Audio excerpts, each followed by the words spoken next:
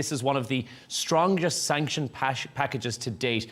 Now, based on your analysis, what do you think actually stands out in this 18th round? What makes it so significant compared to the 17 before? I'm not sure I share the exuberance of the EU foreign policy chief, because if you look back at the previous 17 over 4 years, so basically, less than 5 a year, after each one, you had officials in Brussels say that this was it. This would be the one.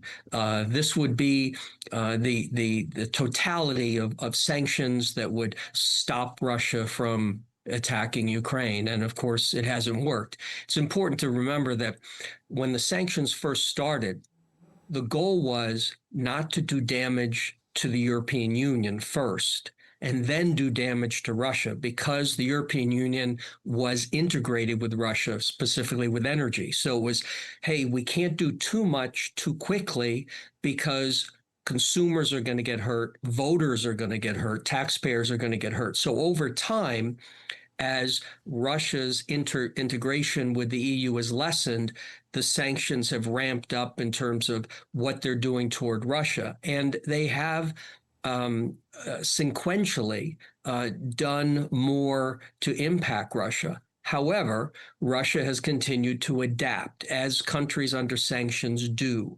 So where you would look at this 18 sanctions package and look at the vessels, where you're not just going after the vessels, you're going after the crew, look at going after the Rosneft, the Russian oil company refinery in India, and India being a huge purchaser of Russia energy products. I mean, those are all optically very good. But in the end, we have two big challenges, and that is, if you look at the trajectory of what Russia's looking to do in Ukraine, they're nearing what could be the end of their objectives, meaning the final portions of Donetsk and Luhansk, the Donbass area, solidifying at the borders the remaining territory, and then sort of call it a day.